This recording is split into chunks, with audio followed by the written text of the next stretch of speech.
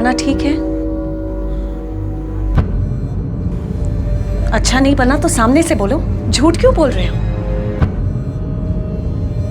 क्या कहना चाहते हो तुम? इरादा क्या है तुम्हारा?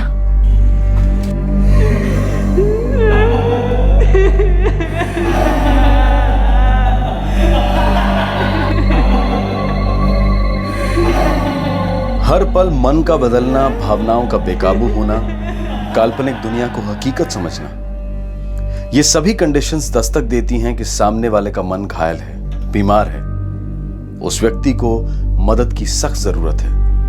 मुझे पता है वो मार देंगे मुझे। मुझे मत मारो, मैं वो नहीं हूँ, कोई और हूँ मैं। अगर तुमने मुझे मारने की कोशिश की ना तो मैं तुम्हें मार दूंगी तुम्हें। मैं अपने आप को मार डालूंगी मैं अपने आप को।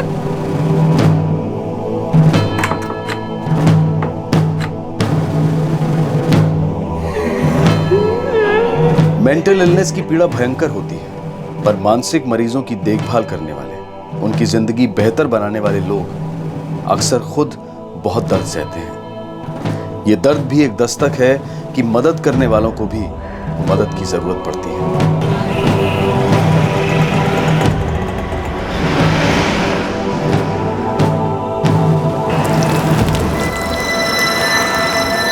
स्कूल में मजा आता है?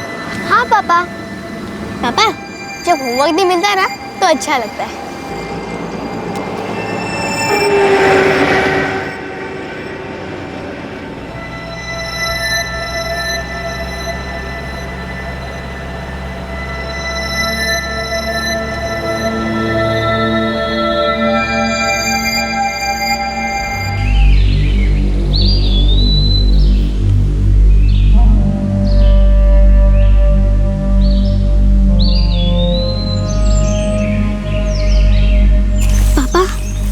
मुझे यहाँ अच्छा नहीं लग रहा, मुझे डर लग रहा है पापा। हम कहाँ जा रहे हैं पापा, और हम यहाँ क्यों आए हैं?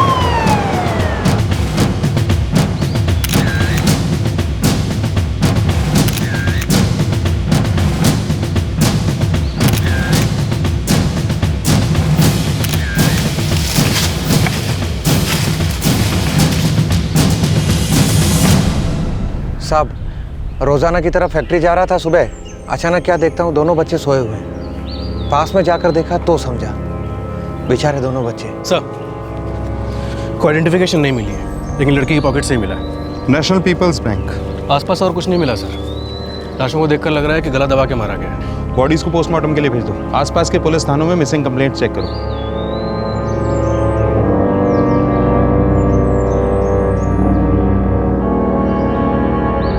एक आदमी अपने 2 बच्चों को जंगल ले गया। बच्चे डरे हुए थे, आदमी खामोश था। दूसरी सुबह दोनों बच्चे हमेशा के लिए खामोश हो गए थे। पिता गायब था, बस उसका एटीएम कार्ड उसकी बेटी की जीन्स में पाया गया। कौन थे ये बच्चे? कहां था इनका पिता? क्या यह हत्याकांड एक अनसुनी दस्तक का नतीजा था?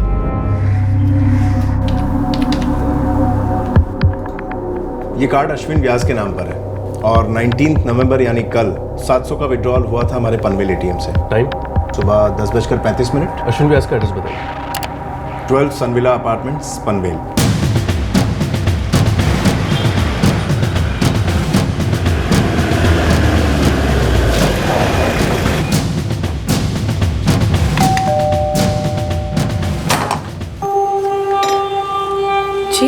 अश्विन व्यास हैं घर पे? वो मेरे पति हैं। क्या बात है? प्लीज बताएंगे भी, हुआ क्या है? आपके हस्बैंड कहाँ है मिसेस व्यास? बच्चों को लेकर अपने दादाजी के यहाँ गए। कब गए? कल सुबह। बच्चे अब भी दादाजी के यहाँ हैं? हाँ वही होने चाहिए। क्यों पूछ रहे हैं आप? चेक किया पहुंचे कि नहीं? देखिए इंस्पेक्टर, अब आप डरा रहे हैं मुझे। कितने बच्चे हैं आपके? एज क्या है? मेरी बेटी पारुल 12 साल की है और बेटा अमित 10 साल का। फोटोग्राफ्स मिल सकते हैं? जी नहीं, पहले आप मुझे ये बताइए कि हुआ क्या है मेरे बच्चों के साथ। पहले आप फोटोग्राफ दीजिए फिर बताता हूँ।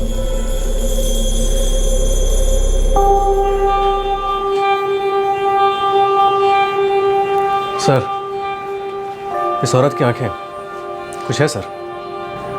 कुछ तो अजीब है।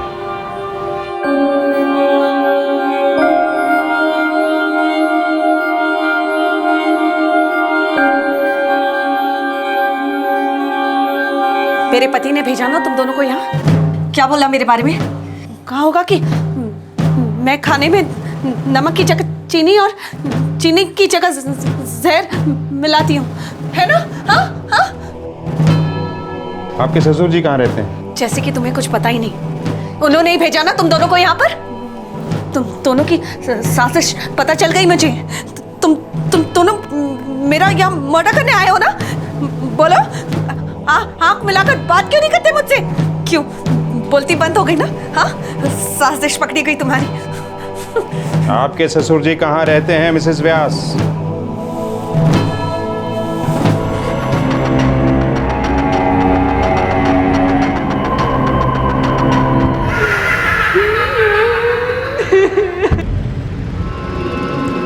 तुम वही हो ना जो बाजार में मेरा पीछा करती हो? आज पुलिस वाली की एक्टिंग कर रही हो।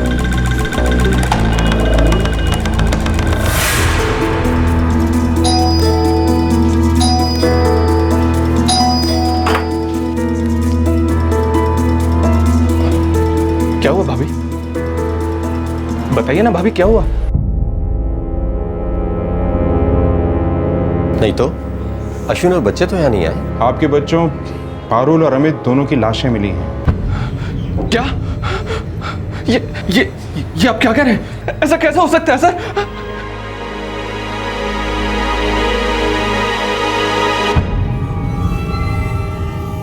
कहाँ मिली? कसारा घाट के जंगलों में, इगतपुरी की तरफ। कसारा लाश? ये क्या क्या क्या कुसुर पुसुर रह रही है मेरे बच्चों के बारे में? हाँ बताओ मुझे। तुम लोगों को क्या लगता है मुझे कुछ सुनाई नहीं देता है? तुम लोग जो बोल रहे हो ना सब सुनाई दे रहा है मुझे। क्या क्या क्या साजिश रची जा रही है? बताओ मुझे। हाँ बोलो बोलो।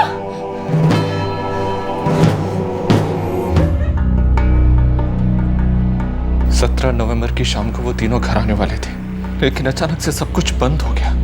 और फिर 18 नवंबर को भी सब कुछ बंद था, बाला साहिब का फिनरल जो था। लेकिन अश्विन ने हमें बताया ही नहीं कि वो सोमवार 19 नवंबर को हमारे आने वाला है। आपकी बहू वैभवी तो कह रही थी कि 19 नवंबर की सुबह वो बच्चों को लेकर आपके घर के लिए निकला था। हमें बिल्कुल भी नहीं पता था सर। और अब तो भाभी एकदम से चुप हो गई है। लेकिन उसने आपको फोन करके चेक नहीं किया कि अश्विन और बच्चे पहुंचे कि नहीं? और ना ही उसने तब फोन किया जब 19 नवंबर की रात को अश्विन और बच्चे घर नहीं लौटे।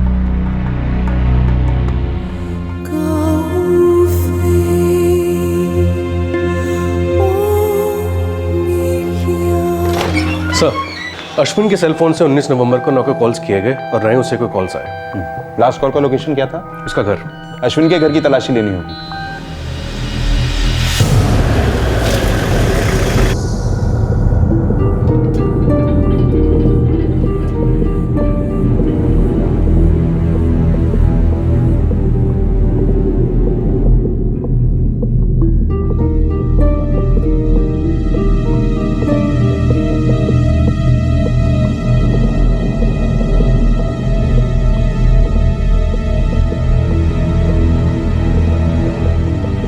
एक बात बहुत अजीब लगी इसके अंदर। 2 बच्चे रहते थे यहाँ, 12 साल की लड़की और 10 साल का लड़का, पर एक भी फ्रेम्ड फोटो नहीं है। कोई निशानी नहीं कि ये बच्चों वाला घर है। और ये किचन में बहुत बू है, लगता है हफ्तों से साफ नहीं हुआ है। माजरा क्या है? देखिए, चुप रहने से किसी का भला नहीं होगा। और ये बेडरूम में इतनी सारी दवाइयाँ किसकी हैं? बात दरअसल ये है सर कि मेरी भाभी वैभवी बीमार रहती है, वो सारी दवाइयाँ भी उसी की हैं। जो लगता है वैभवी ने ली ही नहीं है। अश्विन काम क्या करता है? गारमेंट की एक दुकान में सेल्समैन है। सर, अश्विन का मोबाइल। लगता है बिना सेल के निकला है घर से बच्चों को लेकर। सर मुझे लगता है किसी किस्म का प्लान बनाया गया है सर। हो सकता है। अश्विन के नाम रेड अलर्ट इशू कर दो, ज्यादा दूर नहीं जा सकता। एटीएम से सिर्फ 700 रुपए विड्रॉ किए गए, पर अगर पहले से काफी पैसे कैरी कर रहा है तो बात अलग है। अश्विन और वैभवी के घर में पुलिस को कुछ अजीब महसूस हुआ। पुलिस को अंदाजा लग रहा था कि उस घर में कुछ गलत है, लेकिन उन्हें इन दोनों बच्चों की हत्या के सुराग नहीं मिल रहे थे। पारुल और अमित, इन दो छोटे बच्चों को किसने मार दिया था? फिलहाल उनका पिता अश्विन व्यास प्राइम सस्पेक्ट था, लेकिन पुलिस उसे अब तक ट्रेस नहीं कर पाई थी। पर उस घर में ऐसी कौन सी अजीब बात थी जो पुलिस को खटक रही थी?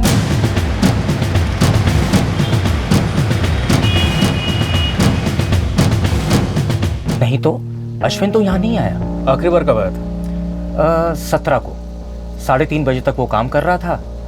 फिर हमें खबर मिली कि बाला साहब ठाकरे जी का निधन हो गया है। फिर हमने दुकान बंद कर दी। 18 को भी दुकान बंद रही। 19 को फिर 12 बजे दोपहर के बाद हमने दुकान खोली, पर अश्विन ने ड्यूटी पर रिपोर्ट नहीं किया। ना कोई टेलीफोन कॉल, ना उसका कोई मैसेज। साहब 19 को मैंने भी उसे फ़ोन ट्राई किया, पर उसका फ़ोन स्विच ऑफ आ रहा। सर, अश्विन व्यास की कोई खबर नहीं है। बड़ा ही अजीब केस है। सब कुछ एक अलग दायरे में बंधा है। एक तरफ 2 बच्चे हैं जो मर गए हैं, पिता गायब है और माँ किसी और ही दुनिया में खोई हुई है। सर, घर की तलाशी के दौरान ये मिला। डॉक्टर सोहम नेरकर, वैभवी का डॉक्टर लगता है सर। MD psychiatry.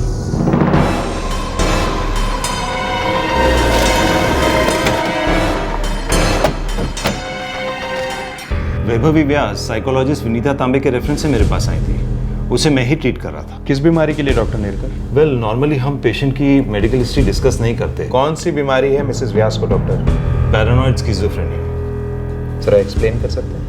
ये एक सीरियस मेंटल डिसऑर्डर है जिसमें पेशेंट एक इमेजिनरी यानी काल्पनिक दुनिया को सच मानता है। मुझे मत मारो, मैं वो नहीं हूँ, कोई और हूँ मैं। उसे आवाजें सुनाई देती है, हर किस्म के भ्रम होते हैं, और उसे एक्सट्रीम डिप्रेशन और मूड स्विंग्स भी हो सकते हैं।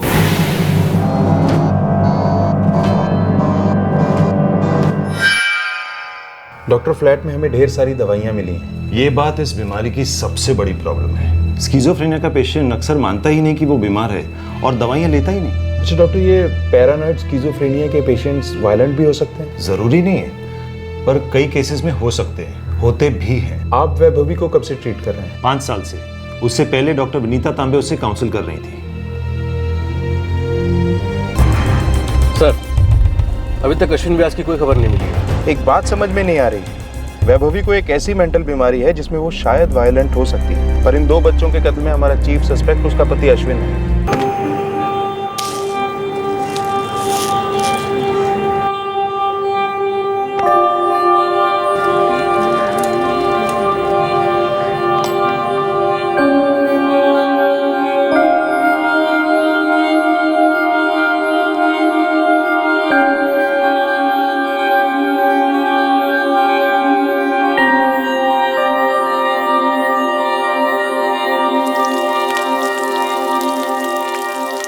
देखो, तुम मुझे यहाँ बंदी बना कर नहीं रख सकती।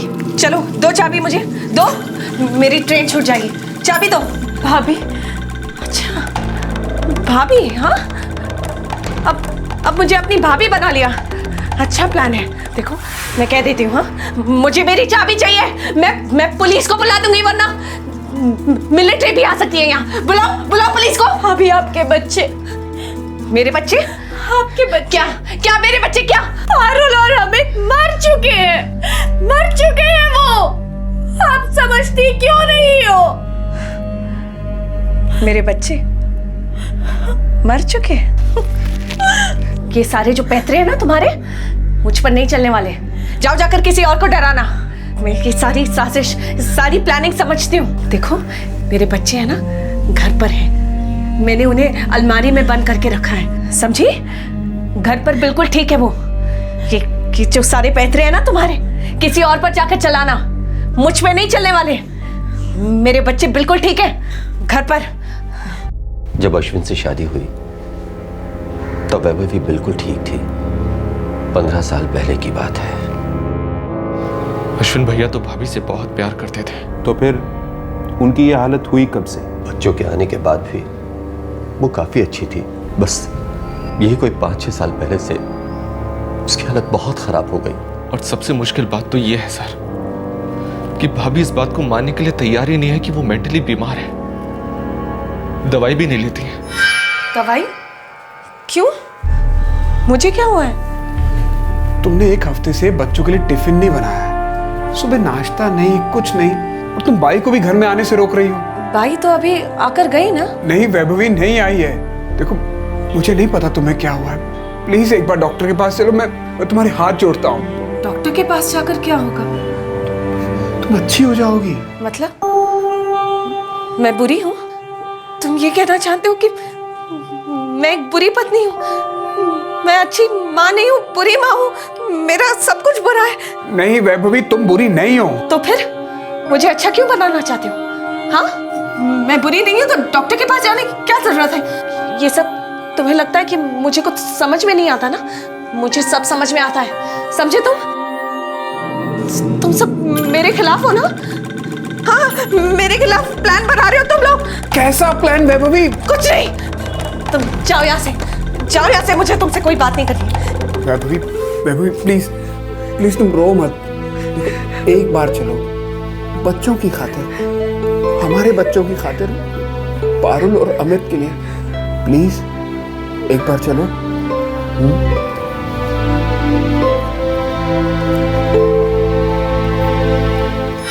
काफी कोशिशों के बाद अश्विन और हम उसे डॉक्टर के पास ले गए, डॉक्टर विनीता तांबे। लेकिन 1 साल बाद। क्या हुआ 1 साल बाद?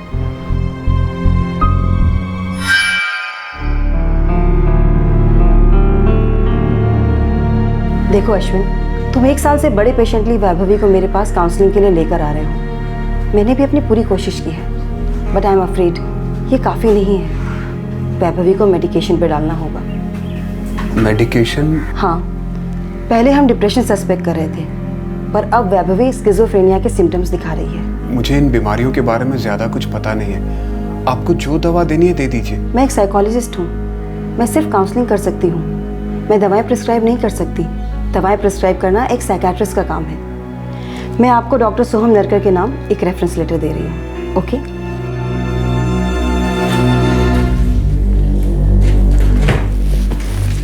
मैं बिल्कुल ठीक हूँ ना, है ना? हाँ वैभवी। तो अब हम यहाँ नहीं आएंगे, नहीं आएंगे ना? नहीं आएंगे। चलो अच्छा है, बेकार में कितने पैसे बर्बाद हो गए ना। घर चले? हाँ चलिए। हमने उससे कहा, बेटी हमारे पास आकर रहो, आराम मिलेगा, लेकिन वो मानी ही नहीं। वो अपने घर में भी अकेले अकेले रहने लगी सर। घंटों तक बेडरूम में बंद रहती, दरवाजा अंदर से बंद करके, घर के अंदर भी किसी को नहीं आने देती थी, खास करके बाई या नौकरानी को। घर की हालत इतनी खराब रहती थी सर, इतनी खराब कि बस पूछिए मत। लेकिन हमारा बेटा अश्विन, वो डट कर खड़ा रहा। वो बच्चों के लिए बाप और माँ दोनों बन गया। वो बच्चों को मेरे यहाँ ले आता। दर्शन और उसकी पत्नी नंदिनी ने बच्चों को बहुत संभाला, माँ बाप की तरह। वो बच्चों को रोज सुबह मेरे घर छोड़ जाता और फिर शाम को काम से लौटते वक्त वो अपने साथ घर ले जाता। 5 साल से डॉक्टर नेर कर भी कोशिश करते रहे, लेकिन भाभी की हालत में कोई खास फर्क नहीं आया। आप सोच ही नहीं सकते कि वो क्या सोच रही है। मतलब बहुत मुश्किल होता है सर।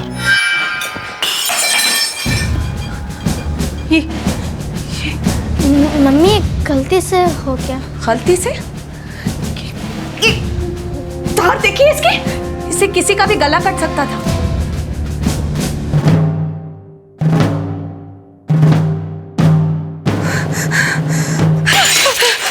मम्मी मैं साफ कर दूंगी। क्या क्या साफ कर दोगी? ये माने सबूत? तुम दोनों मुझे मारने का सबूत बैठाना चाहते हो ना? हाँ, मुझे मारने का प्लान है ना? ताकि किसी को पता ना चले कि तुम दोनों मुझे मारने की कोशिश कर रहे हो। हाँ, बोलो, बोलो। नहीं मम्मी, गलती से गिर गया। गलती से गिरा? गलती से गिरा? हाँ, गलती से गिर गया? ये किसी का गला कट सकता था इससे। मेरा गला कट सकता था। मारना चाहते हो ना? Mummy, mummy, mummy!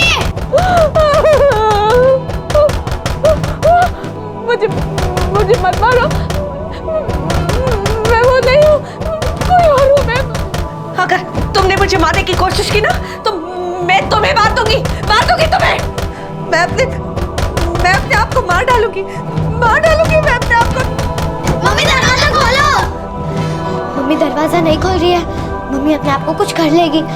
जा, तू जल्दी जा, पापा को फोन कर। जा। मम्मी दरवाजा खोलो। मम्मी। वैभवी, वैभवी, वैभवी देखो मैं आ गया हूँ, अब तुम्हें कुछ नहीं होगा। वैभवी दरवाजा खोलो प्लीज। क्या हुआ? तुम लोग ऐसे यहाँ क्यों खड़े हो? ऐसे ही। तुम ठीक हो ना? हाँ, मुझे क्या होना है? अरे देखो, तारक मेहता का टाइम हो गया, चलो हटो।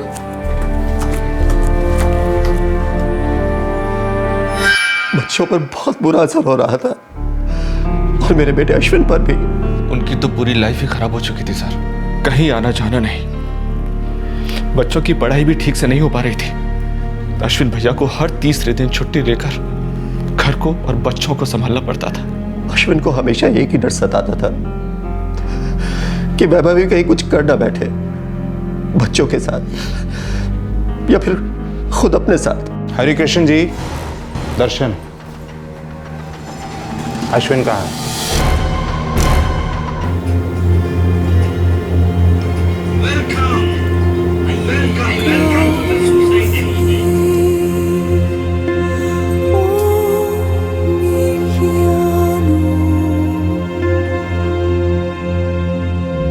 एक घर जो घर नहीं रहा था, बल्कि दर्द और थकान का डेरा बन चुका था।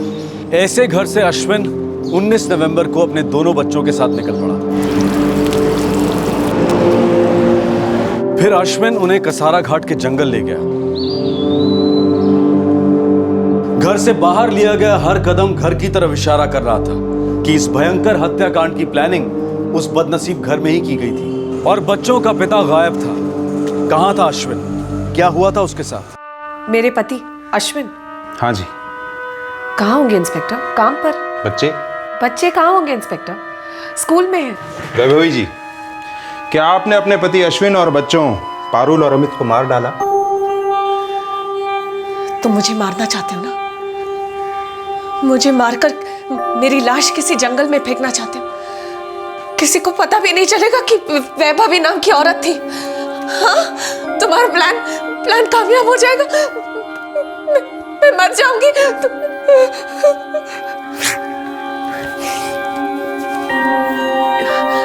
बस बहुत हो गया रोना धोना। देखिए, मुझे घर जाना है, अभी बहुत काम है घर पे।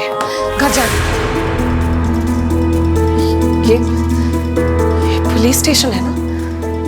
तुम लोग यहाँ क्यों लाए हो मुझे? क्या हो रहा है यहाँ? क्या चल रहा है? बताओ मुझे।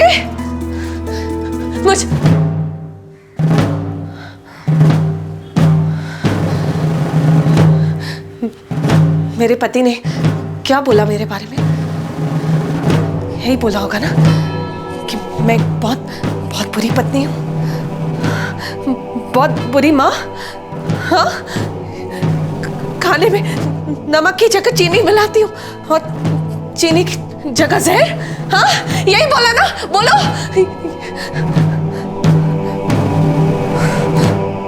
सॉरी, पता नहीं क्या बोले जा रही हूँ।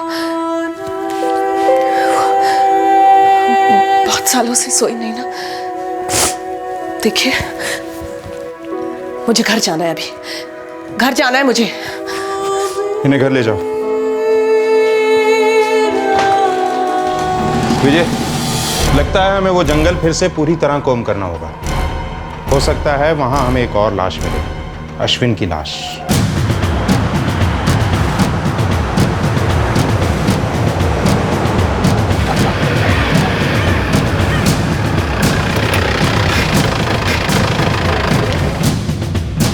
सर, वो मर्डर स्पॉट यहीं है। चलो देखते हैं।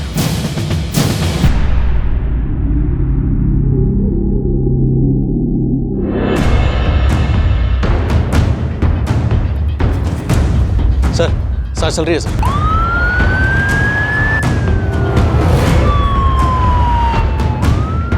अश्विन, मारे गए बच्चे पारुल और अमित का पिता, वैभवी का पति, ठीक उसी जगह पाया गया जहां 3 दिन पहले बच्चों की लाशें मिली थी। अश्विन खुद अधमरी कंडीशन में था। उसके दोनों हाथों की नसें कटी हुई थी, काफी खून बह चुका था। कंडीशन अब स्टेबल है, लेकिन ब्लड लॉस की वजह से बहुत वीक हो गए। मेरा बेटा बच तो जाएगा ना? हाँ, बच जाएगा।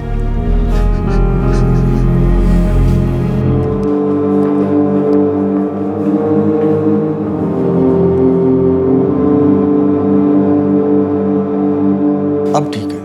बात कर सकते हैं डॉक्टर? हाँ, पर प्लीज बहुत ज्यादा स्ट्रेस मत दीजिएगा। जी।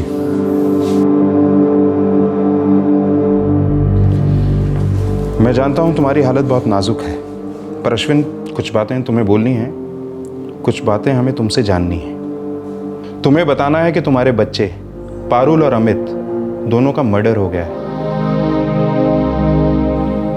तुम जानते हो किसने मार डाला उन्हें? अश्विन व्यास, किसने?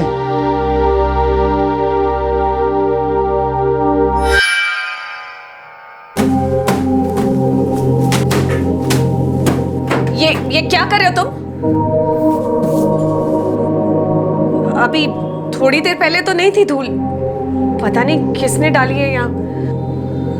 कहीं तुमने तो नहीं डाली? ये सब तुमने किया ना? हाँ? वैभवी, तुम कुछ देर जाकर अपने कमरे में आराम क्यों नहीं करती हो? अगर मैं घर का कुछ काम करूं तो क्या बिगड़ जाएगा? तो तुम ये जताना चाहते हो कि मैं घर अच्छी तरह से संभाल नहीं सकती, मैं घर का ध्यान नहीं रखती? हाँ, तो मुझे कपड़ा दो, मैं साफ करती हूँ। ये सब दो।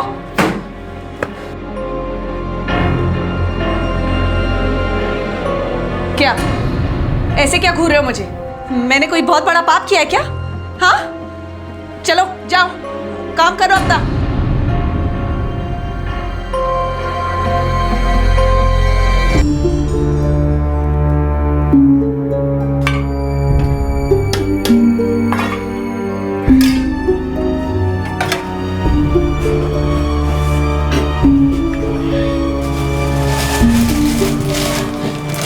तुम यहाँ भी आ गए? वैभवी, दोपहर का 1 बज रहा है, बच्चे भूखे हैं, मुझे भी भूख लगी है, तुम्हें भी भूख लगी होगी। कुछ बना रहा हूँ। कोई प्रॉब्लम है तुम्हें? अच्छा, तुम फिर से मुझे नीचा दिखाना चाहते हो? हाँ, मैंने यहाँ खाना बना कर रखा था, तुमने फेंक दिया? वैभवी, वो खाना नहीं था, सड़ चुका था। पता नहीं कितने दिन पहले बनाया गया था ये। तुमने मेरा बनाया हुआ खाना फेंक दिया? मैंने यहाँ बच्चों के लिए बना कर रखा था। वैभवी, वो खाना खाने लायक नहीं था, बच्चे खाते बीमार पड़ जाते।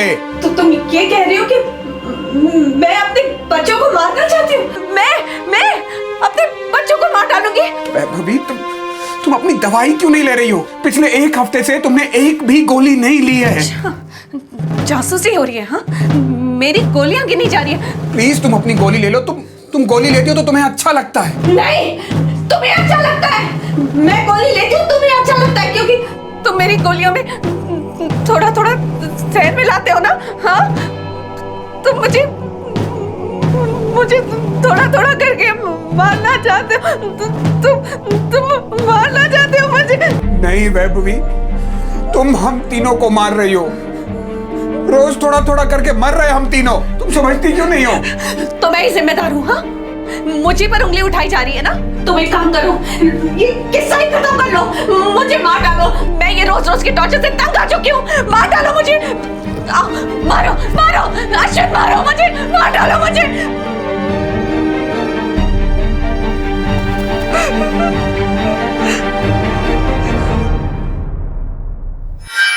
मैं शादी के बाद 8 साल तक मैनेज करता रहा। मुझे लगा ठीक हो जाएगी, लेकिन उसके बाद के 6 साल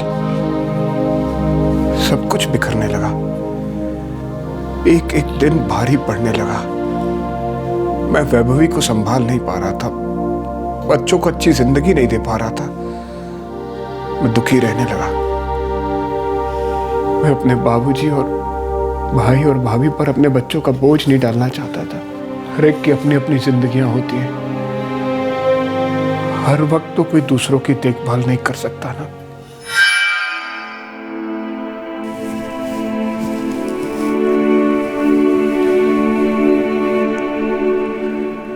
कहाँ जा रहे हो तुम? बाबूजी के यहाँ कुछ दिन रहने। तुम्हें आना है? अब पूछ रहे हो मुझे? जब ये तुम्हारी सारी प्लानिंग हो गई है तब? मैं नहीं पूछती तो ऐसे ही दरवाजा बंद करके चले जाते ना, मुझे घर के अंदर बंद करके। मैं अंदर भूखी प्यासी मर जाती, तुम्हारे रास्ते का कांटा हट जाता, है ना? यही बात है ना?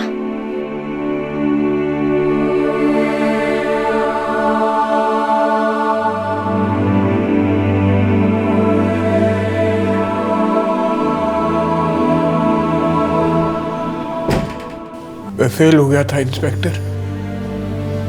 ना मैं वैभवी को संभाल पा रहा था, ना अपने बच्चों को नॉर्मल जिंदगी दे पा रहा था।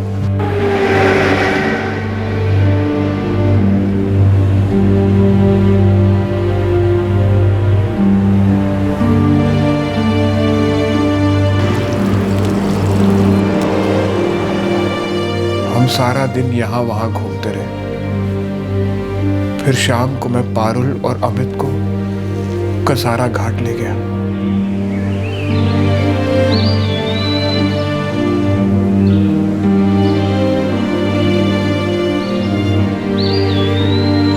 पापा, मुझे यहाँ अच्छा नहीं लग रहा, मुझे डर लग रहा है। पापा, हम कहाँ जा रहे हैं पापा? और हम यहाँ क्यों आए हैं?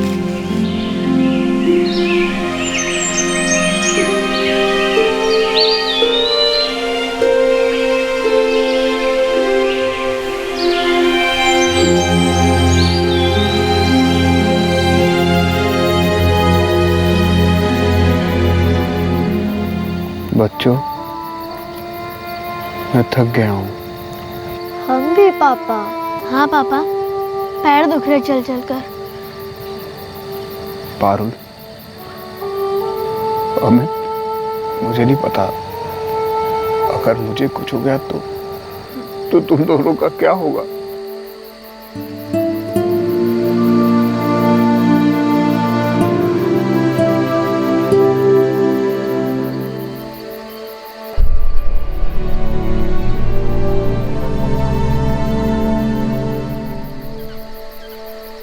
बेटा, तुम दोनों उसे, तुम्हारी मम्मा को संभाल नहीं पाओगे। कुछ साल तक तुम्हारे दादाजी तुम्हारी देखभाल करेंगे, लेकिन एक दिन तो वो भी चले जाएंगे। दर्शन और नंदिनी, तुम्हारे चाचा चाची जिंदगी भर तो तुम्हारी देखभाल नहीं कर सकते। उनके भी तो बच्चे हैं।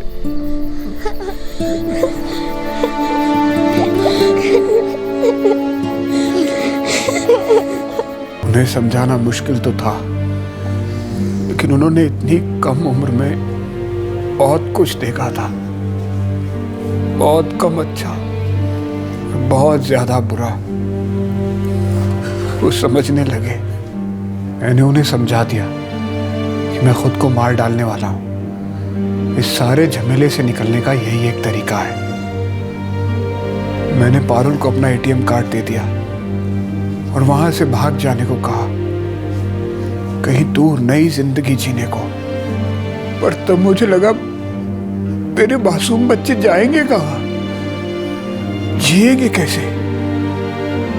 बाहर की दुनिया तो तकलीफों भरी है। उनके साथ कुछ भी बुरा हो सकता था,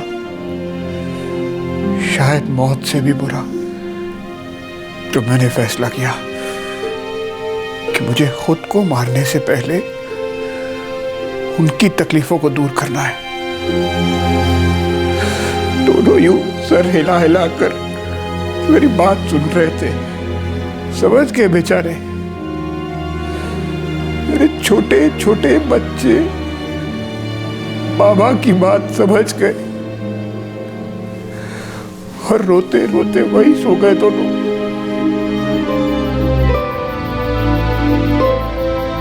जगी हालत में मैं वो काम नहीं कर पाता। मैं दोनों के सो जाने तक का इंतजार करता रहा।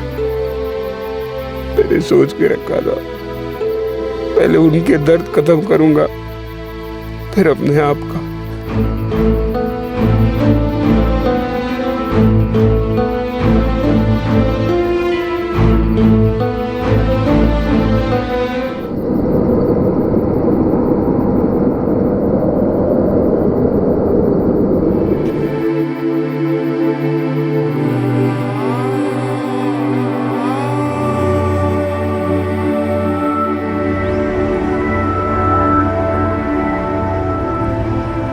तीन दिन में पागलों की तरह भटकता रहा,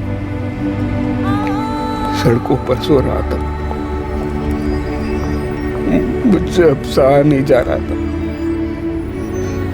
मैंने एक ब्लेड खरीदा और मैं दोबारा से उस जंगल में गया। अपने बच्चों को एक लास्ट बार देखना चाहता था, पर वो वहां नहीं थे। मेरे पारुल और मेरा अमन नहीं थे वहां। मुझे बस मरना था, मर जाना था, जल्द से जल्द उनके पास जाना था, मेरे पारुल और अमित के पास। मुझे जब यहाँ होश आया तो मुझे लगा मैं मर चुका हूं। खत्म हो गया सारा दर्द। कुछ भी ठीक से नहीं कर सका। मैं ना अच्छा पति बन सका, ना अच्छा पिता।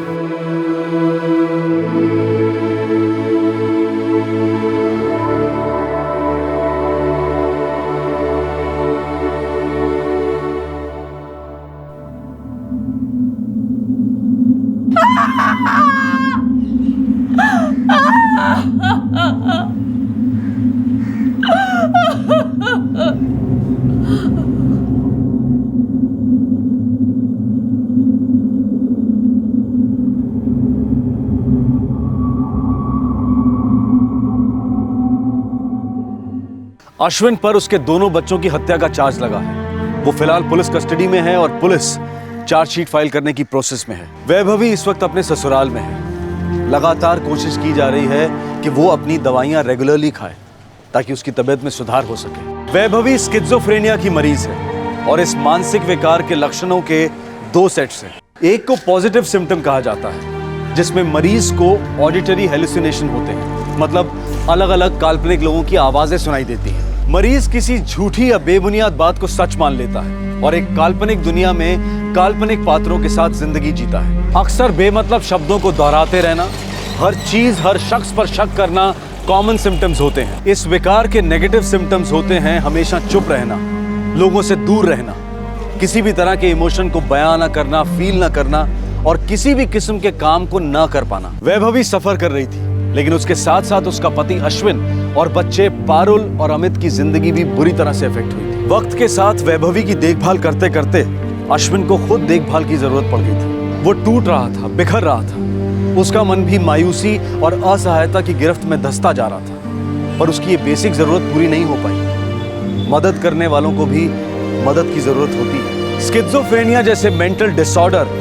और अन्य विकारों का मैनेजमेंट और उनके ट्रीटमेंट की सफलता इस बात पर काफी निर्भर करती है कि हमें उस बीमारी का कितनी जल्दी पता लग पाता है। और इस बीमारी का जल्दी पता तभी लग सकता है जब हम अपने आप पर और अपने करीबी लोगों पर बारीक नजर रखें। अगर कोई रिश्तेदार या दोस्त लगातार इरैशनल बर्ताव कर रहा है तो उसे मूडी का खिताब देकर इग्नोर करना समझदारी नहीं है। उसी तरह अगर हम अपने आप को भी छोटी छोटी बातों पर इरैशनली रिएक्ट करते हुए पाएं तो उसे इग्नोर करना भी हानिकारक हो सकता है। हमारे समाज में मेंटल इलनेस को एक कलंक माना जाता है। साइकोलॉजिस्ट और साइकियाट्रिस्ट के पास जाने से लोग इसलिए कतराते हैं क्योंकि उन्हें लगता है कि अगर ये बात सोसाइटी और प्रोफेशन दोनों में फैल गई तो ये खबर उन्हें नुकसान पहुंचाएगी। लेकिन यकीन कीजिए कि समाज की फिक्र की वजह से अपनी मेंटल इलनेस को दबाए रखना, इलाज ना करवाना अपने और अपने परिवार की बलि चढ़ाने के बराबर है। हमारे आज के एपिसोड की दूसरी कहानी।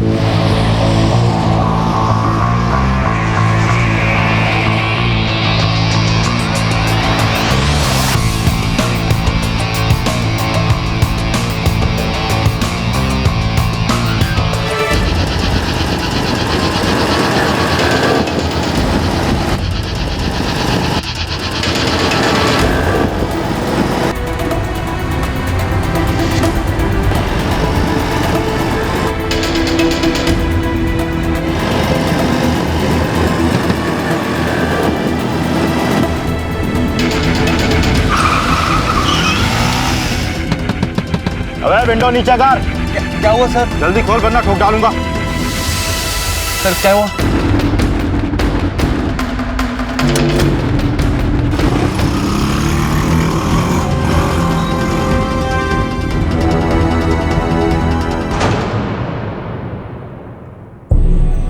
पैसा, सबको चाहिए पैसा। पैसा जितना ज्यादा उसे पाने की चाहत उतनी ही ज्यादा।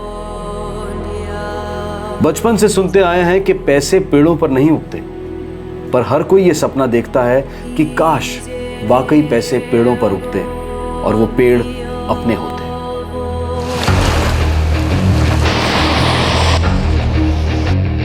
लोगों से ऐसे वादे करो जो उनके सपने हो, उनके सपने से भी परे हो। उन्हें कन्विंस करना होगा कि वो अपने इन्वेस्टमेंट का बीज बोकर वाकई पेड़ों पर पैसे उगाएंगे। हमने इस पहले इन्वेस्टर से 1 लाख लेंगे और इसे कहेंगे कि 1 साल के अंदर हम इसे 5 लाख लौटाएंगे। प्रिसाइसली।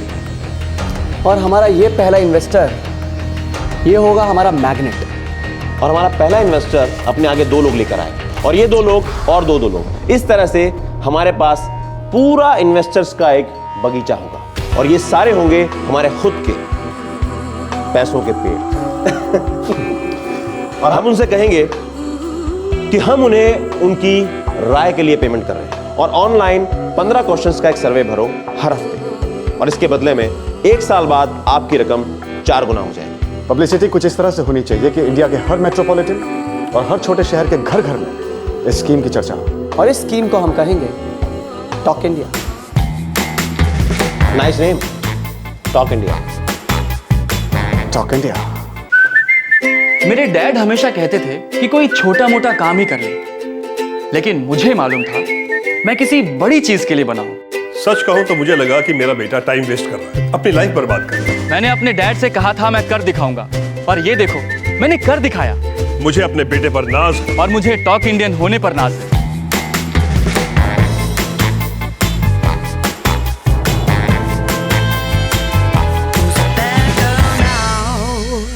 जिस बिजनेस को आप समझते नहीं हैं उसमें इन्वेस्ट ना करें। यह अनमोल नसीहत है इस सदी के सबसे सक्सेसफुल इन्वेस्टर वॉरेन बफेट की। पर कटु सत्य यह है कि लोग आए दिन शिकार होते हैं एक सपने का कि पैसे पेड़ों पर उग सकते हैं। अच्छे खासे समझदार लोग भी इस सपने के साए में अंधे बहरे गूंगे बन जाते हैं, कोई सवाल नहीं पूछ पाते और फ्रॉड आंखों के सामने होते हुए भी उसकी दस्तक नहीं सुन पाते।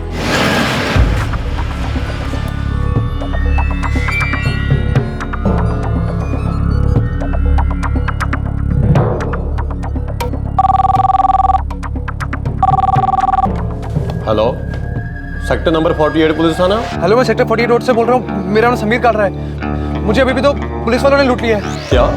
पर समीर बेटा तुम इस वक्त हो कहाँ? और ठीक तो होना बेटा। पापा जी मैं सेक्टर 48 रोड पर हूँ। मैंने पुलिस को इन्फॉर्म कर दिया है पापा जी। ओ पुत्र तू चिंता ना कर, बस हम लोग पहुंच गए।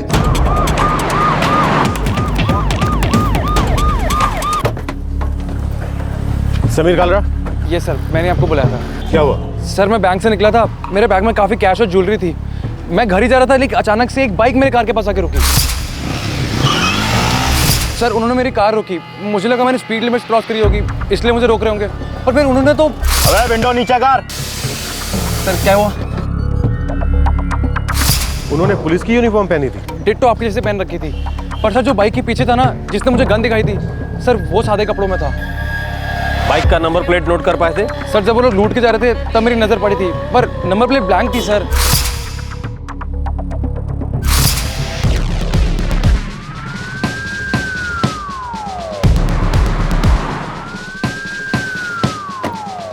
समीर पुत्र क्यों होया? पापा जी, पुलिस यूनिफॉर्म पहना एक आदमी, शायद पुलिस वाला भी हो सकता है, उसने बैंक के निकाले पे ज्वेलरी कैश सब लूट लिया, मेरी कार कीज भी ले गया। बेटा तू ठीक तो है ना? हाँ मम्मी जी, देख तो रही हो मैं ठीक हूँ, मुझे बस गुस्सा आ रहा है। समीर, क्या तुम बता सकते हो कि तुम्हारा बैग एग्जैक्टली कहाँ पर रखा था और कैसे उन्होंने निकाला? सर आप देखिए, सर मैं यहाँ बैठा था और बैग मैंने यहाँ रखा था, गाड़ी यहीं पे थी, बाइक यहाँ पे थी, वो यहाँ से उतर के आया, यहाँ से निकाली और मुझे पॉइंट किया। मैंने पूछा क्या हुआ, इतने में उसने ऐसे हाथ डाला और बैग निकाल लिया और 1 सेकंड में चला गया। सर सब कुछ इतनी जल्दी में मुझे कुछ समझ नहीं आया सर। समीर, बैग कितना बड़ा था? सर बैग काफ़ी बड़ा था सर। कैश कितना था? 8 लाख कैश और 2-3 लाख के जेवर थे। तुम सीधे बैंक से आ रहे थे? ये सर पीपल्स बैंक 32 सेक्टर में। सर मुझे लगता है कोई बैंक से ही पीछा कर रहा होगा, शायद बैंक पहुंचने के पहले से ही पीछा कर रहा हो, लेकिन इतनी देरी लुटेरे पुलिस यूनिफॉर्म में, वो भी दिन दहाड़े।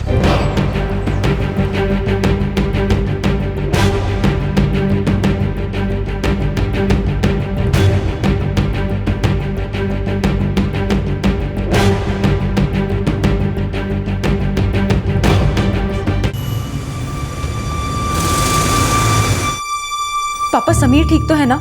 नहीं बेटा, वो बहुत हिल गया है। पापा ये सब हमारी गलती है, सब हमारे कारण ही हुआ है। ये तुम क्या कह रही हो बेटा? दरअसल अविनाश ने ही समीर को कैश और ज्वेलरी निकालने के लिए कहा था।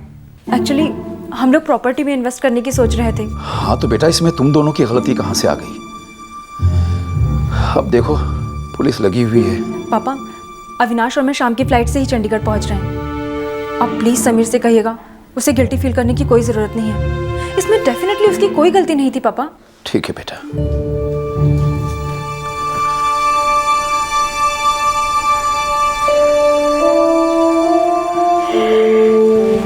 समीर, ऐसे खाना नहीं खाने से पैसे वापस तो नहीं आ जाएंगे ना? विनीत भैया, मुझे बहुत गिल्टी फील हो रहा है। मैंने निधि दीदी को लेट डाउन किया है, उनका इतना बड़ा नुकसान करा है। देख, निधि का फोन आया था, कभी कभी हो जाता है सब जिंदगी में। उसको भी पता है कि इसमें तेरा कोई फॉल्ट नहीं है। मैं तो ईमानदारी से बैंक से घर ही आ रहा था, मुझे क्या पता था कि ऐसे कोई लूट लेगा। एग्जैक्टली। तो अब चिल कर, टेंशन उन चोरों को लेने दे। एक बार पुलिस के हाथ में लगेंगे ना तो देखना।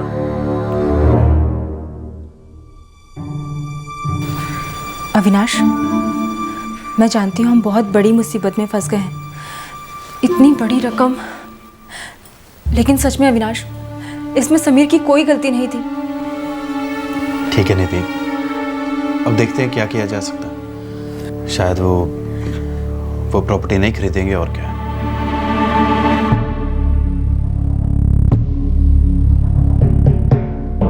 समीर कालरा बैंक में 11:30 बजे आए थे और आते साथ ही लॉकर सेक्शन में चले गए। समीर कालरा का आउट टाइम है 11:50, यानी कि लॉकर सेक्शन में उसको 20 मिनट लगे। ये नॉर्मल है सर? सर हो सकता है लुटेरे बैंक में पहले से मौजूद हो, शिकार तलाश कर रहे हो और निशाना समीर प्रसाद लिया हो। वैसे सीसीटीवी फुटेज है हमारे पास, अगर आपकी कोई हेल्प हो सके तो दिखा दो। हम अभी देखना चाहेंगे।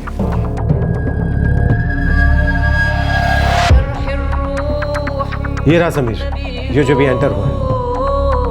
इसके पास एयर बैग है। सर समीर को लॉकर के दरवाजे तक मैं लेकर गया था।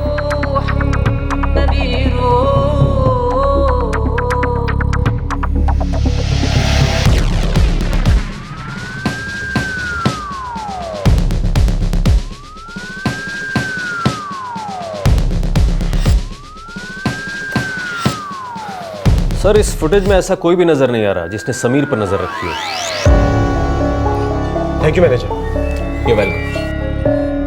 ठाकुर इस बात के पूरे चांस हैं कि समीर को लूटने वाले बैंक के बाहर ही उसका इंतजार कर रहे थे। सर क्या उन्हें मालूम होगा कि समीर इतनी बड़ी रकम कैरी कर रहा है? मुझे डाउट है कि ये बात उनको पता थी। सर मैं तो बैंक से बाहर आया, गाड़ी का दरवाज़ा खोला और उसमें बैग डाल दिया।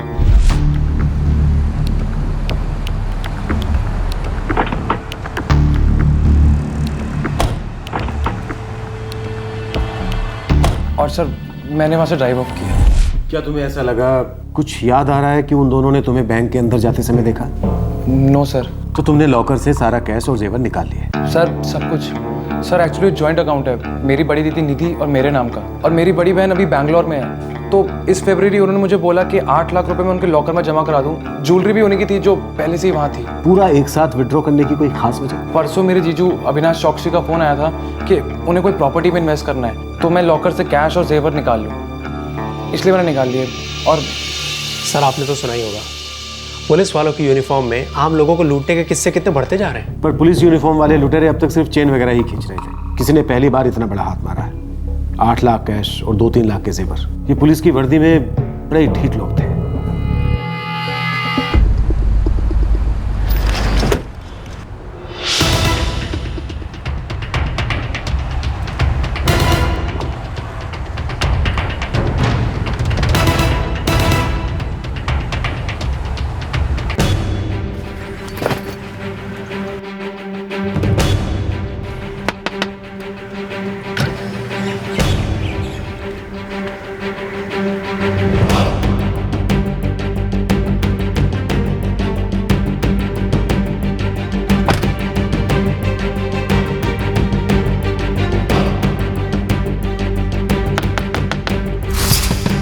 अबे विंडो नीचे कर।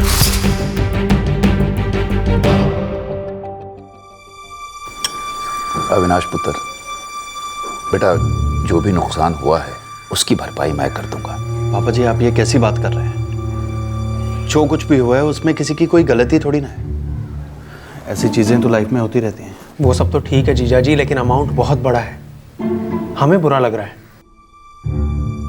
और इस सब के लिए सिर्फ मैं जिम्मेदार हूँ। स्टॉप इट समीर, तुम इस तरह से डिप्रेस्ड रहोगे, अपने आप को ब्लेम करते रहोगे तो मुझे ज़रा भी अच्छा नहीं लगेगा।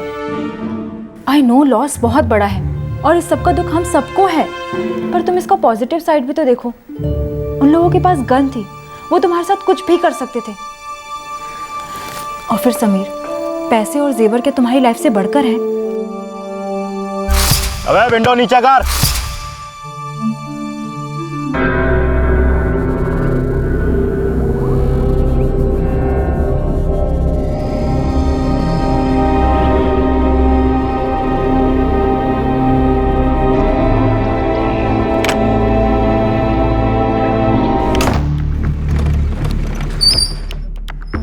सलाम साहब। सलाम साहब, वो समीर कंप्यूटर का काम करता है साहब। वो वेबसाइट होती है ना, उसी का डिज़ाइनिंग का काम करता है वो। और उसका बड़ा भाई विनीत नाम है उसका, गारमेंट की फैक्ट्री है। और साहब वो समीर वही काम करता है और बड़े भाई का हाथ बढ़ाता है। चोरियों से कोई खबर? कोई चोरी के जेवर बेचने आया था? नहीं साहब, अभी तक ऐसा कोई खबर नहीं है। और कैश 8 लाख रुपए किसी बार में या कहीं और से कुछ सुनाओ? नहीं सर, ऐसी खबर बहुत स्लो बाहर आती है, पर मैंने सर लुधियाना, जालंधर, अमृतसर वहाँ के माहिर खबरियों को ये खबर पहुँचा दी है। जल्दी पता चल जाएगा। ठीक है, ये ले चल। Thank you sir. सर एक ज़रूरी बात शायद आपके काम की हो। हाँ बोल। साहब वो समीर है ना, जो कि चर्सी के अड्डे पर उसका खाता है सर। पिछले 6 महीने से गांजा, चरस, अफीम टाइम टू टाइम ले रहा है वो। देखिए इंस्पेक्टर साहब, मुझे जो लगता है समीर ने बताया कि बैग ऐसे निकाली गई। अब कोई भी प्रोफेशनल लुटेरे ऐसा क्यों करेंगे? मतलब फर्ज कीजिए कि हम दोनों ने देखा कि जब समीर बैंक से निकला है तो उसने बैग कार में कहाँ रखी है। अब समीर ये कहता है कि लुटेरे ड्राइवर सीट की तरफ आए। अब मेरे हाथ में गन है तो मैं क्या करूंगा? ए लड़के चल बैग इधर ला। Correct correct. सपोज मैं नहीं बोल पाया, लेकिन समीर ने उन्हें रोकने की कोशिश क्यों नहीं की? उसकी नाक के नीचे से इतना बड़ा बैग निकाला गया। ये कोई खुले रुपए नहीं थे, ये 8 लाख का कैश और 2-3 लाख के जेवर थे। ऑफिसर ये भी तो हो सकता है कि समीर डर गया। Sure inspector, I don't deny that. मेरी समझ में ये नहीं आता है कि जब हमें पता है कि बैग कार में कहाँ रखा है तो फिर हम ड्राइवर की तरफ से क्यों आएंगे? मान लो आ भी गए तो आधा चक्कर घूमकर दूसरी तरफ से बैग आसानी से निकाला जा सकता है। ऐसे गन भी है हाथ में, तो फिर ऐसे पूरा हाथ डालकर ड्राइवर की तरफ से बैग क्यों निकालेंगे? ये भी हो सकता है कि उन दोनों को शायद पहले से पता हो कि समीर कोई हल्ला नहीं करेगा। आपके कहने का मतलब यह है कि समीर झूठ बोल रहा है? मुझे तो स्ट्रांगली ऐसा ही लगता है। अब इस खिड़की को देखिए, समीर ने अपनी स्टेटमेंट में ये कहा कि लुटेरों ने खिड़की पर गन मारकर रोकने का इशारा किया। अबे विंडो नीचे कर। अब गन कितनी हैवी होती है ये मुझे आपको बताने की जरूरत नहीं है, you know it better. Gun का निचला हिस्सा सबसे हैवी होता है, अगर उससे खिड़की पर खटखटाया होता तो फिर गहरे निशान पड़ते, लेकिन यहाँ पर जो आपको दिख रहे हैं ये महज स्क्रैचेस हैं जो किसी पिन या फिर कार की से बनाए गए हैं। सर समीर कालरा मिसिंग है। क्या? सर समीर का फादर का फोन आया था। समीर कालरा कल रात से मिसिंग है और अपने फोन्स भी नहीं उठा रहा है। मनीष, यहाँ दाल में कुछ काला नहीं बल्कि पूरी दाल ही काली है। पुलिस इन्वेस्टिगेशन एक ऐसे मकाम पर आ पहुंची थी जहां उन्हें लग रहा था कि दाल में जरूर कुछ काला है। पूरी संभावना थी कि समीर की ये चोरी वाली बात झूठी थी। उसके बाद दो खबरें आई, एक ये कि समीर ड्रग एडिक्ट था और दूसरी ये कि समीर घर से गायब हो गया था। पुलिस का शक अब यकीन में बदलने की कगार पर था। इंस्पेक्टर साहब, कल रात भी समीर ने खाना नहीं खाया और सुबह जब मैं उसके कमरे में नाश्ता लेकर गई तब तक वो जा चुका था, बैग और मोबाइल के समेत। फोन पर फोन किए जा रहे हैं लेकिन वो फोन ही नहीं उठा रहा है। समीर इस चोरी को लेकर बहुत डाउन था इंस्पेक्टर। नहीं विनीत, हमें लगता है ये चोरी हुई नहीं है। क्या मतलब? काला साहब, आपका बेटा ड्रग्स ले रहा है, पक्की खबर। ये आप क्या कह रहे हैं सर? समीर मेरी फैक्ट्री में काम करता है, वेबसाइट डिजाइन करता है, गारमेंट डिजाइन करता है। कोई ड्रग्स लेने वाला शख्स ये सब कर सकता है क्या? सर समीर का सेलफोन ऑन है, लोकेशन दिल्ली ट्रैक हुआ है। दिल्ली? जी हाँ, दिल्ली। इंस्पेक्टर साहब, मेरा बच्चा जरूर किसी तकलीफ में होगा। इंस्पेक्टर साहब, मेरा भाई बहुत ही सिंपल लड़का है। मनीष, दिल्ली पुलिस को अलर्ट करो और उसके सेलफोन को रियल टाइम ट्रैकिंग पर डाल दो। सर।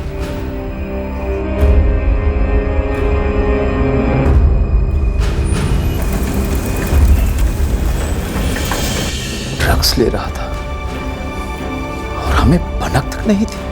पापा जी, मेरे लिए तो ये बहुत ही शॉकिंग है। मैं तो सोच भी नहीं सकता था, अपना समीर और ड्रग्स। और फिर चोरी वाली स्टोरी भी बनाई। वो पैसे गए कहाँ होंगे? 2-4 दिन पहले ही तो मेरी बात हुई थी समीर से, तब तो बड़ा ही नॉर्मल लग रहा था फोन पर। शो जीजू, अब बताइए कब चाहिए आपको? परसों तक निकलवा ले लोकर से, फिर परसों शाम को मैं और तेरी दीदी पहुंच जाएंगे चंडीगढ़। वो पापा जी को फोटोज भी दिखाने।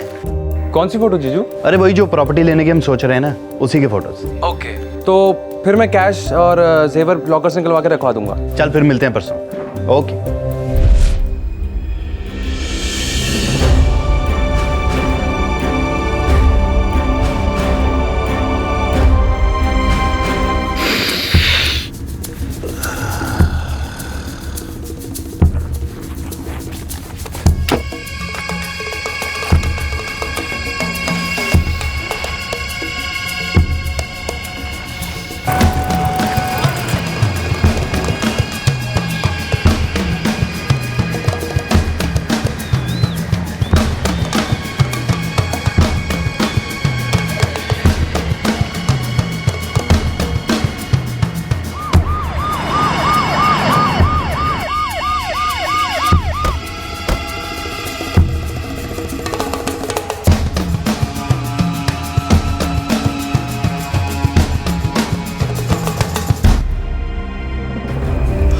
पापा, समीर मिल गया।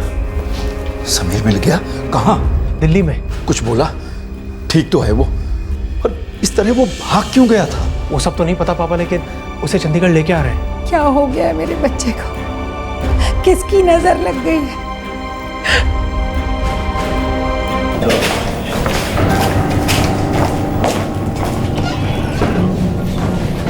सर ये रहा समीर कालरा। समीर, कहाँ था तू? और ये सब क्या हो गया? कैसे हुआ समीर? देखो समीर, हम ये जान गए हैं कि चोरी वाली तुम्हारी कहानी झूठी है और तुम्हारी कार पर जो स्क्रैचेस हैं वो तुम ही ने बनाए थे।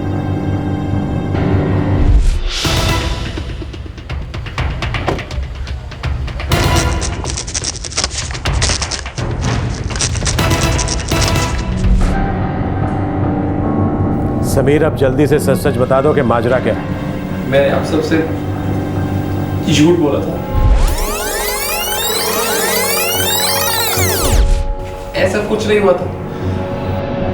तो फिर क्या हुआ था समीर? जल्दी बताओ, आखिर ये सब ड्रामा क्यों किया तुमने? उस दिन मैं बैंक गया,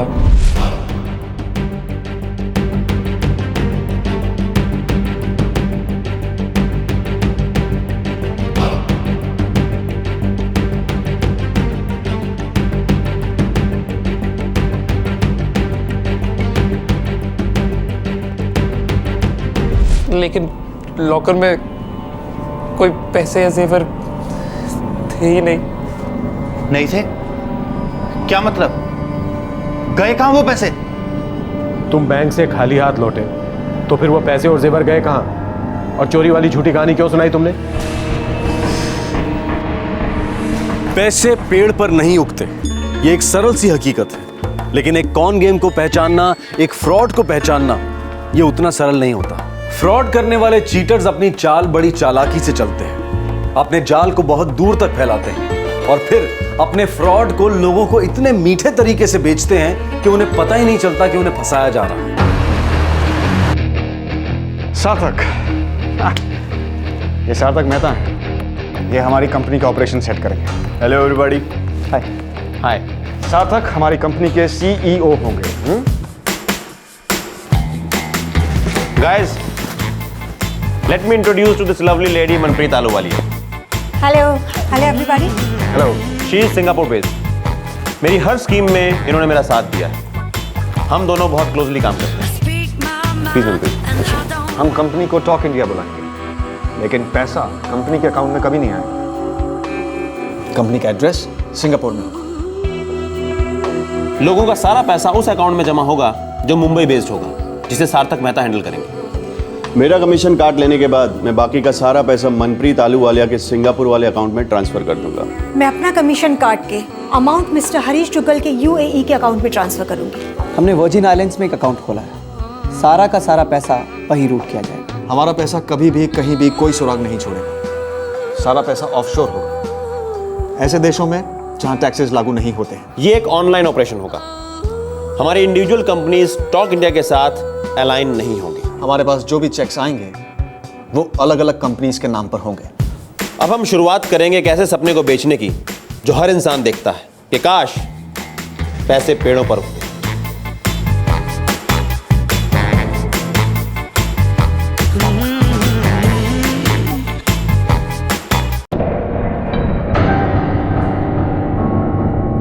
दीदी और जीजू ने जो पैसे मुझे लॉकर में रखने के लिए दिए थे, मुझे लगा वो पैसे लॉकर में पड़े पड़े डेड हो जाएंगे। मैं उन पैसों से और बहुत सारे पैसे बनाना चाहता था, तो मैंने वो पैसे इस्तेमाल कर लिए। तुमने वो पैसे कहाँ इस्तेमाल किए समीर? इंस्पेक्टर तुमसे कुछ पूछ रहे हैं समीर। कहाँ गए वो पैसे? खर्च किए ड्रग्स पर इतने सारे? मैंने वो पैसे टॉक इंडिया के सर्वे में डाल दिए। ये टॉक इंडिया वाला स्कैम 6 महीने पहले एक्सपोज हुआ था ना? हाँ, मैंने सोचा 8 लाख डालूंगा और उनके प्रॉमिस के हिसाब से 1 साल बाद 8 का 4 गुना यानी 32 लाख मिलेगा। कितनी बड़ी बेवकूफ़ी की तूने समीर। इतना पढ़ा लिखा है तू, इतना भी नहीं सोचा कोई 400% रिटर्न कैसे दे सकता है? 400% रिटर्न्स 1 साल। अब आप लोग पूछेंगे कि ये कैसे मुमकिन है? How is that possible? I will explain it. ये बहुत ही साइंटिफिकली सोचा गया बिजनेस मॉडल है। इस मॉडल के तहत मैं 10,000 रुपए खर्च करके टॉक इंडिया की ऑनलाइन मैगजीन को सब्सक्राइब करता हूं और उसके बाद हर हफ्ते 15 सवाल वाला एक सर्वे आंसर करता हूं। अब आप पूछेंगे कि ये सर्वे किसके लिए है? मल्टीनेशनल कंपनीज के लिए, जो कि करोड़ों रुपए खर्च करती हैं इस तरह के सर्वेस करवाने के लिए। रिसर्च एजेंसीज अपॉइंट करती हैं, लेकिन मैं ये सर्वे आपसे यानी कि कॉमन सिटीजन से करवाता हूं और इसके लिए मैं कोई इंफ्रास्ट्रक्चर, कोई ओवरहेड कॉस्ट बेयर नहीं कर रहा। Simple online survey, completely cost effective. हर हफ्ते थर्सडे को आपके ईमेल इनबॉक्स में ये 15 सवाल वाला सर्वे फॉर्म भेजा जाएगा, जिसे आपको फिल करना है, सिर्फ अपने ओपिनियंस देने, और आप हर हफ्ते कमा पाएंगे 1,000 रुपये। 1 हफ्ते में 1,000 रुपये, 1 महीने में 4,000 रुपये और 3 महीने में 12,000। यानी 3 महीने में मेरा 10,000 रुपये का इन्वेस्टमेंट मुझे 12,000 रुपये कमा कर देता है। 2,000 रुपये जाए। हम लोग आपको इतने सारे रिटर्न्स क्यों दे रहे हैं? विश्वास कीजिए,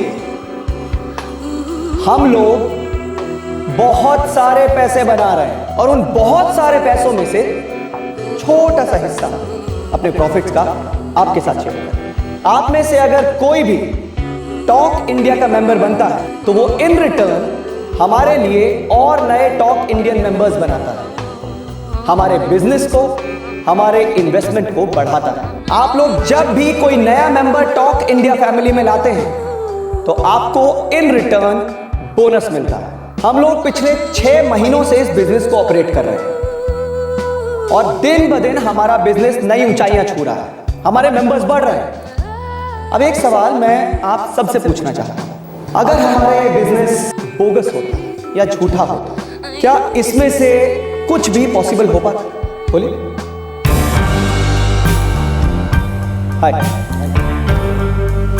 mister Hardik Sharma is a young man from New Delhi और ये हमारी टॉक इंडिया की एक टीम के लीडर हैं। यू नो, जब मैंने पहली बार इस स्कीम के बारे में सुना तो मुझे लगा कि ये स्कीम पक्का बहुत बड़ा कोई स्कैम है, बोगस है, फ्रॉड है। आई मीन, मैं तो इसमें कभी पढ़ूंगा ही नहीं। लेकिन फिर मैंने सोचा कि अगर ये लोग फ्रॉड हैं, झूठे हैं, तो कैसे ये लोग अपनी कंपनी को और इस स्कीम को खुलेआम इतने ओपनली प्रमोट कर रहे हैं। इसीलिए मैंने सोचा कि मैं 10,000 इनकी कंपनी में इन्वेस्ट करूंगा। और फिर जैसा कि मिस्टर वर्मा ने कहा, मुझे मेरे पैसे वापस मिल गए। और इतना ही नहीं, मैंने अपने एक दोस्त को टॉक इंडिया का मेंबर बनाया, फिर उसके भाई को, फिर उसके भाई के दोस्तों को, और आज मेरे अंडर 35 टॉक इंडियन मेंबर्स हैं and we are going really very strong. और हम सबकी अर्निंग्स भी बहुत हाई है। Thank you Talk India. Talk India India के हर बिजनेस प्लान को बदल के रख देगा। इससे हर इंडियन को फायदा होगा। टॉक इंडिया इंडिया का फ्यूचर है।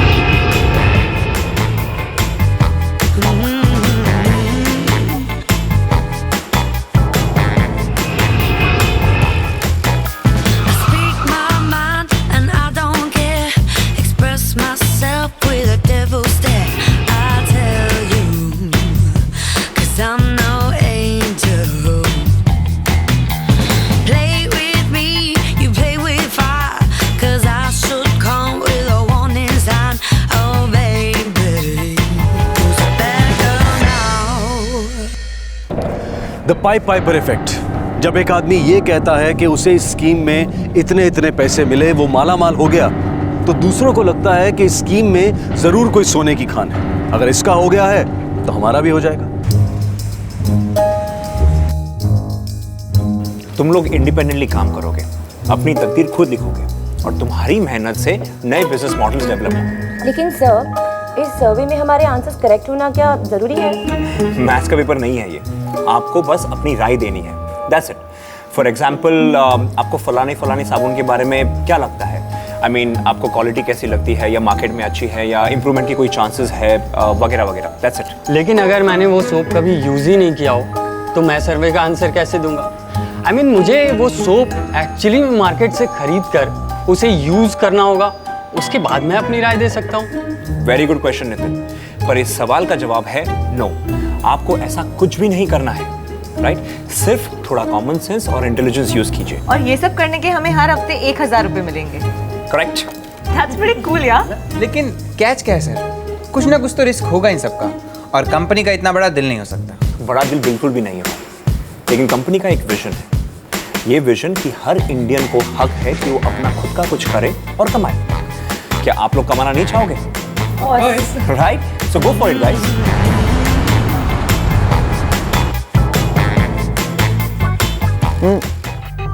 मैंने भी सुना है टॉक इंडिया के बारे में। सुना है और खाली बैठा है। अब ये लोग पैसे छाप रहे हैं पूरे इंडिया में टॉक इंडिया के थ्रू, मैं भी छाप रहा हूँ। और तू अभी तक मैंने सुना है उसी लेवल पे है, लूजर। क्या बात कर रहा है यार? मतलब तूने एक्चुअली इसमें पैसे डाले हैं? डूड, आज से 6 महीने पहले मैंने 40,000 डाले थे।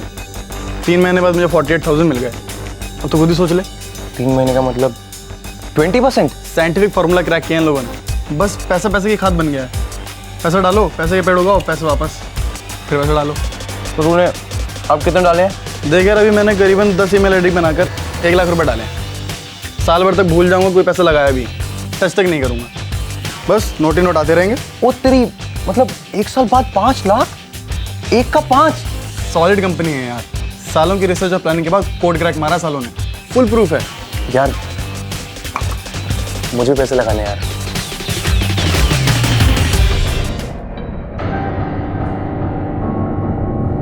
मैंने कई ईमेल आईडीज खोली और दीदी का सारा पैसा टॉक इंडिया में लगा दिया।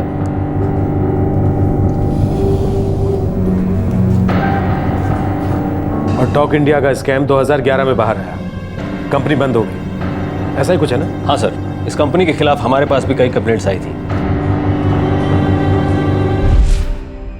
ये टॉक इंडिया का 5वां ऑफिस है मुंबई के अंधेरी इलाके में, और फैक्ट ये है कि यहाँ कोई भी ऑफिस नहीं है।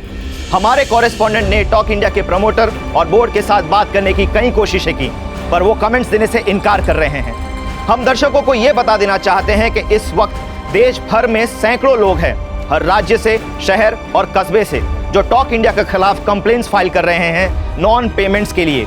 ये वेंचर शुरू हुआ था मल्टी लेवल मार्केटिंग फर्म के तौर पर अब बस एक सीरियस फ्रॉड बनकर रह गया है।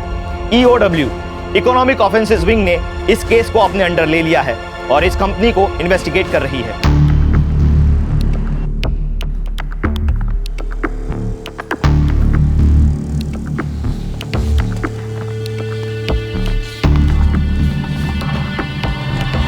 सर, मैंने उन सभी कंपनीज के साथ चेक किया है जो इस सर्वे में मेंशन है। सभी मल्टीनेशनल कंपनीज हैं और सभी ने टोटली डिनाई किया है कि कभी उन्होंने टॉक इंडिया को इस काम के लिए अप्रूवल दिया। वाह, पहले ही बॉल पे क्लीन फ्रॉड।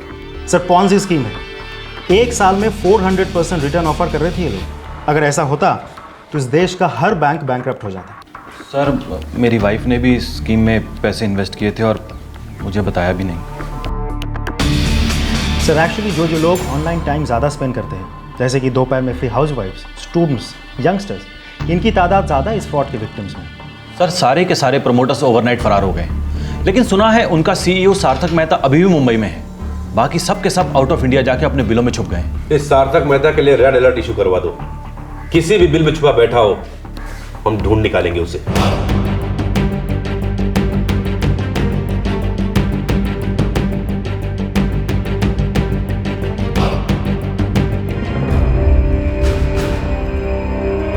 लॉगिन नहीं हो रहा यार। यार मैंने भी कई दफ़ा ट्राई किया है। पहले सोचा कि सर्वर डाउन होगा, बाद में पता चला कि वेबसाइट ही ब्लॉक्ड है। यार किसी हैकर का काम होगा, कोई राइवल कंपनी होगी जो इसी स्पेस में घुसना चाहती होगी, पर ये लोग सर्वाइव नहीं कर पाएंगे। पर टॉक इंडिया और रॉक्स में अपनी वेबसाइट जल्दी चालू हो जाएगी और अपने पैसे आसानी से आते रहेंगे। बस हो सकता है 2-3 दिन और लग जाए, दैट्स इट। नहीं यार, मेरी वाट लग जाएगी, मेरे पैसे अटके हुए यार, सब चले जाएंगे। यार तू अकेला थोड़ी है यार, मेरे भी पैसे लगे हुए हैं, हजारों लोग और हैं जिनके पैसे लगे हुए हैं, और पैसे ऐसे नहीं चले जाते किसी के। तू नहीं समझेगा यार, पैसे गए।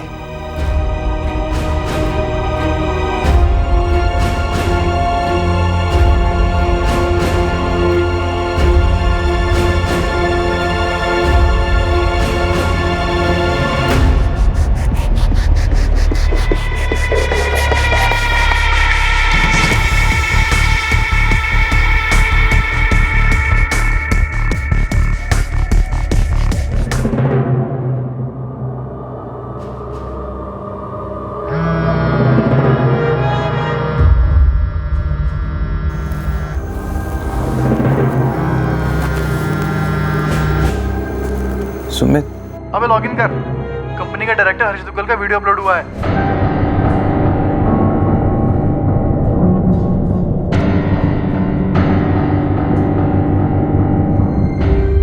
Talk Indians, salute. सबसे पहले मैं ये बात क्लियर कर देना चाहता हूँ कि हमारे लिए हर टॉक इंडियन एक बहुत ही वैल्यूएबल एसेट है। आप सब लोग इस कंपनी के शेयर होल्डर्स हैं, इन्वेस्टर्स हैं, पार्टनर्स हैं, और आपकी ये कंपनी फ्रॉड नहीं है। No, it is a legitimate growing empire. हम एक हिस्ट्री क्रिएट करने जा रहे हैं, और जो लोग क्रिएट नहीं कर पाते हैं नेचुरली वो सिर्फ किनारे पर खड़े होकर जलते हैं। हमारे खिलाफ एक बहुत बड़ी कॉन्स्पिरेसी रची गई है। देश की अथॉरिटीज के सामने एक गलत तस्वीर पेश की गई है। हमारे बिजनेस मॉडल को स्टडी किए बिना हमारे खिलाफ गैर कानूनी एक्शन लिया गया है। हमारे अकाउंट्स फ्रीज किए गए हैं। इसीलिए हम फ्यूचर ऑपरेशंस चला नहीं पा रहे हैं। लेकिन ये बहुत ही छोटा सा माइनर सा हर्डल है जिसे हम जरूर क्रॉस करेंगे। आप लोगों को फिक्र करने की जरूरत नहीं है। आप लोगों के इन्वेस्टमेंट्स बिल्कुल सेफ है हमारे पास, कोई कहीं भागा नहीं जा रहा है। टॉक इंडिया एक फॉर एवर प्रॉपर्टी है जिसके बारे में जनरेशंस तक टॉक्स होती रहेंगी। आप लोग प्लीज पेशेंस रखिए, कॉन्फिडेंस रखिए, मुझ पर भरोसा रखिए, बहुत जल्द आपके चेक्स वापस आने शुरू हो जाएंगे। Salute talk Indians.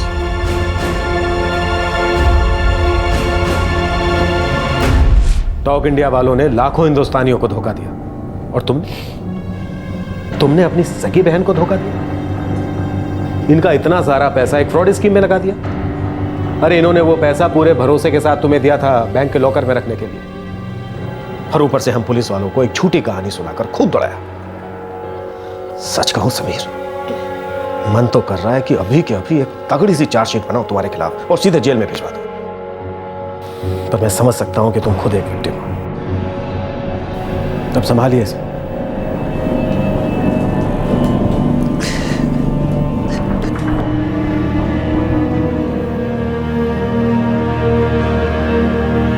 पापा, हम लोग कल की फ्लाइट से बैंगलोर वापस जा रहे हैं। अविनाश जीजू, अब तो हम सब जानते हैं कि आपके पैसे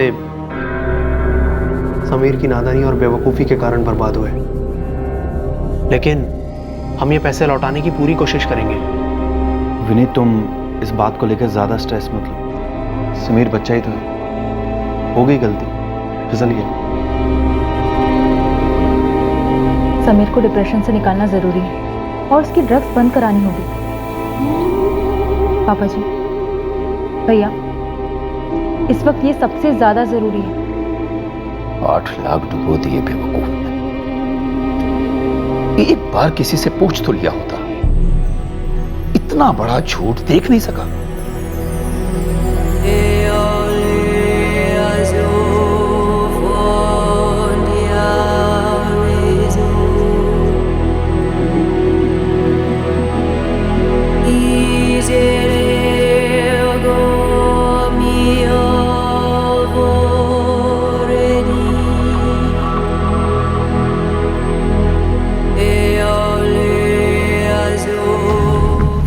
ट्रस्ट मी ऑफिसर, मुझे सच में नहीं पता कि हरीश दुग्गल, सुभाष रंजन और राकेश वर्मा कहां पर है।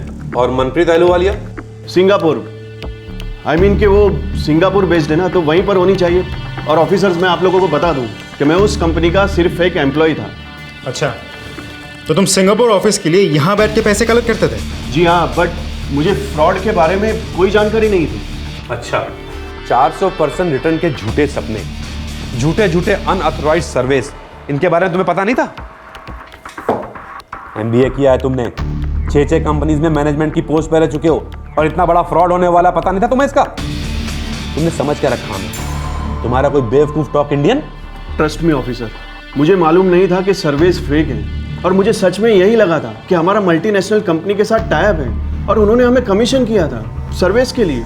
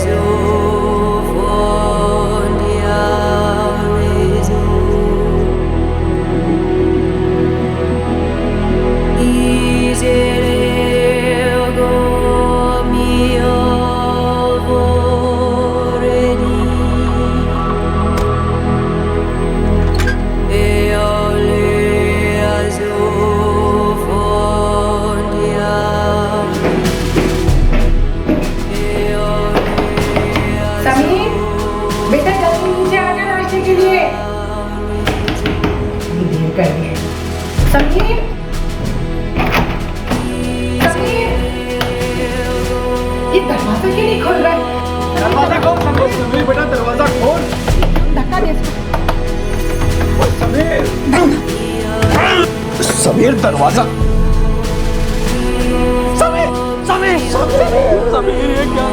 पापा जी, मम्मी जी, भैया, दीदी और जीजू, मैं जितनी भी ट्राई करूं वो शर्म वाली फीलिंग नहीं जाती।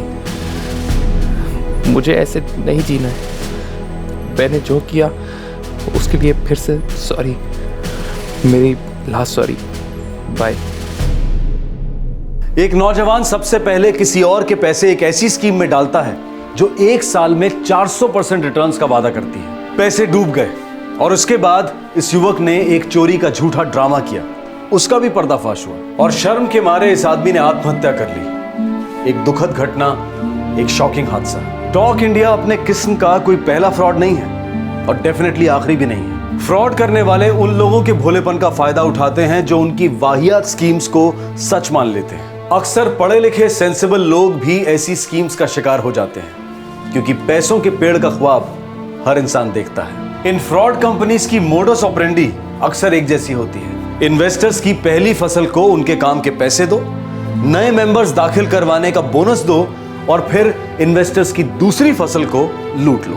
होता यह है कि सेकेंड राउंड इन्वेस्टर देखता है कि पहले वाले ने काफी पैसे कमाए और लालच में आकर वो ढेर सारे पैसे लगाता है। देश भर से जब करोड़ों रुपए इन कंपनीज के पास आ जाते हैं तो ये फ्रॉड कंपनीज रातों रात उन पैसों को लेकर उड़न-छू हो जाती है। झूठी कंपनीज, जाली एड्रेसेस, फ्रॉड फ्रंट ऑफिसेस और देश के बाहर से ऑपरेशंस, फाइनेंशियल फ्रॉड्स की कमर तोड़ना अक्सर सबसे ज्यादा मुश्किल होता है और सबसे दयनीय सिचुएशन होती है इन्वेस्टर्स के पैसों की रिकवरी, और खासकर तब जब इन्वेस्टर एक आम आदमी होता है। अब टॉक इंडिया को ही लीजिए, हजारों की तादाद में लोगों ने लाखों रुपए इन्वेस्ट किए। नौजवानों ने अपनी नौकरियां छोड़ दी इस काम को फुल टाइम करने के लिए। पूरे जोश के साथ उन्होंने अपने करीबी लोगों को मेंबर्स बनाया, टीम लीडर्स बन गए और उस पैसे के पेड़ को सच मानने लगे। हैरानी की बात यह है कि किसी को यह नहीं लगा कि हर हफ्ते साबुन, शैम्पू और कोलास के बारे में 15 सवालों के जवाब देने के बदले कोई कंपनी 400% रिटर्न कैसे दे सकती है। और इतनी रिडिकुलस